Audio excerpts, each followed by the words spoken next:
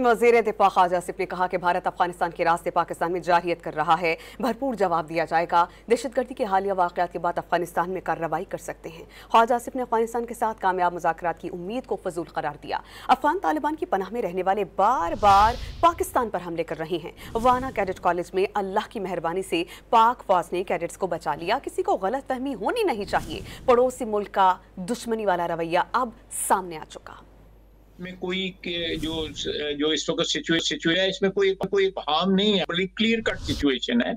अगर हमारे इलाके के अंदर भी किसी जगह हम उनको पकड़ते हैं, जब तश्कीलें क्रॉस कर रही होती हैं, हम तश्कीलों के ऊपर हमला करते हैं। बाज़ औक़ात इन हॉट परसूट जो है हम अफ़गान टेरिटरी के अंदर भी फिजिकली भी और एरियल भी जो है हम रिटेलिएट करते हैं। और इंशाअल्लाह ताला आने वाले वक्तों में इसको इंटेंसिफाई करेंगे। हम जो है हमने किसी स्टेज पे जो है अफगानिस्तान में बिला जवाज जो है या बगैर बिला इश्तियाल जो है कभी इंटरवेंशन का ना कभी सोचा है और ना कभी सोचेंगे। लेकिन अगर जवाज हुआ और इश्तियाल हुआ उसकी तरफ से तो डेफिनेटली वील रिएक्ट।